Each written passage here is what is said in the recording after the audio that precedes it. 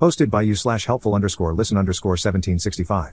I, 47M, have a comfortable and fulfilling life. I have a job I truly enjoy, I live in a nice suburb, and am blessed with 3 wonderful children, 8M, 6F, and 4F, and a lovely wife, Emily, 45F. I've always felt Emily and I were an ideal match.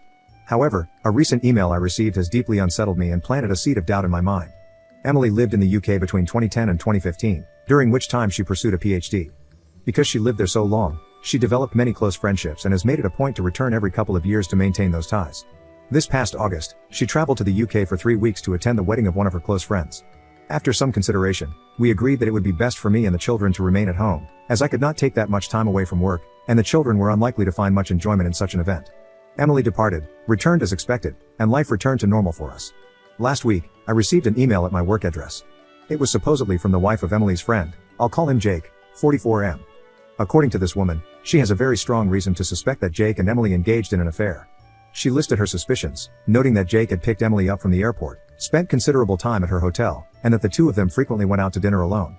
She even included pictures of my wife's earrings, which she said she found in Jake's pockets while doing the laundry, and pictures of a lipstick stain on his shirt. The color is one I recognize as something Emily often wears. There is other evidence she mentioned, but for the sake of conciseness, I will not include it here. All this was a lot to absorb, and for a while, I thought it was some sort of joke, so I tried my best to ignore it, but it kept coming back to my mind. I remember that before her trip, my wife would talk to all her friends there. I don't know if this email is influencing my memory, but I think she probably spoke with Jake the most. Additionally, I know Emily never liked Jake's wife, though I can't say why. I've never pried into Emily's phone or social media accounts before, but I feel very tempted to now. However, I know I'd feel terrible if I looked and found nothing. Also, if I start acting suspicious, wouldn't she just delete everything out of fear of being found out? I am unsure of how to move forward and would welcome any guidance on handling this.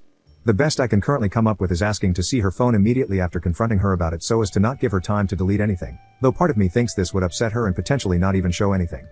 Would I be wrong for telling my wife to show me her phone after I got an email accusing her of cheating? Edit. I forgot to include that my wife no longer has these earrings. She wasn't wearing them when she returned, and when I asked, she said she lost them. Update 10 days later.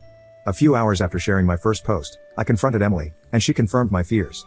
She said she's in love with Jake and can't live a lie any longer. She still claims to love me and the kids but says she can't stay with us anymore. According to her, she was waiting for a better time to tell me and the children. Apparently, this has been going on since March, with Jake occasionally flying out here and Emily secretly meeting him. We're getting divorced. Emily is moving to the UK soon. She confirmed that in August, in addition to attending the wedding, she had a job interview and is set to start around the new year.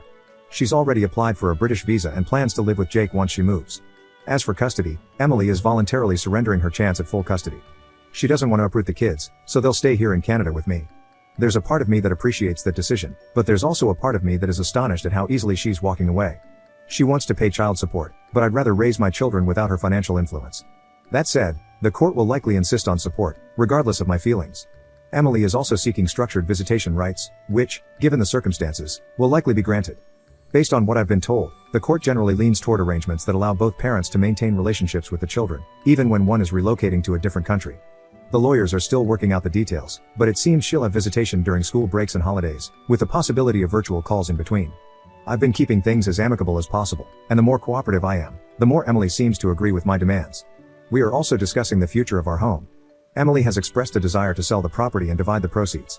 While I am reluctant to part with the family home, it is unlikely that I have much of a choice since it was bought during our marriage.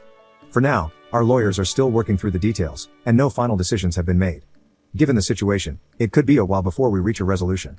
In the meantime, I've been advised not to make any major financial moves. As much as I want to stay here with the children, I know selling is most likely inevitable. As of this writing, Emily is in an Airbnb, and Jake has flown here to stay with her. They plan on traveling to the UK at some point in the near future. My lawyer tells me that adultery isn't grounds for special treatment when it comes to custody or property division. Therefore, it won't influence how assets are divided unless marital funds are directly involved. Emily likely used money from her personal account. Unless it can be proven that she used our joint finances to fund the affair, it's unlikely this will make any difference in court. I have been in regular communication with Jake's soon-to-be ex-wife, Eleanor, primarily through email, and more recently, we've spoken over the phone a few times. Eleanor apologized, saying she felt guilty for telling me about the affair and worried that if she hadn't, maybe my marriage could have been salvaged.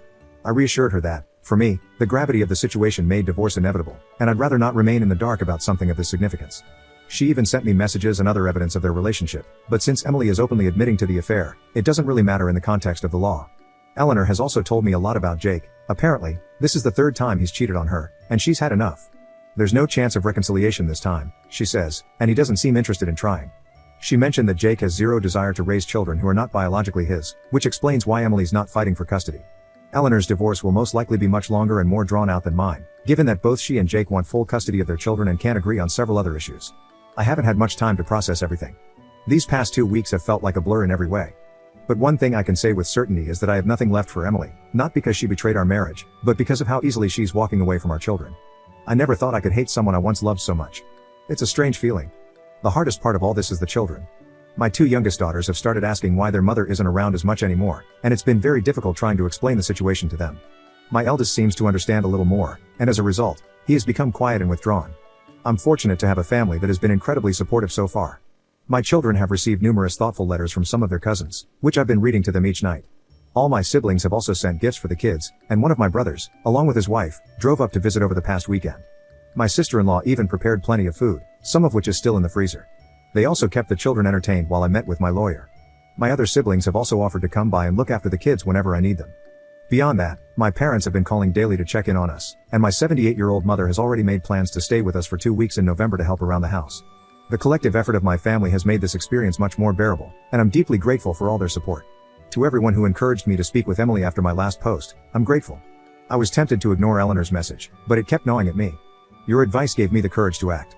Emily has shown herself to be a liar, and I have no doubt that her idea of a better time was simply when it would cause the least inconvenience for her and Jake.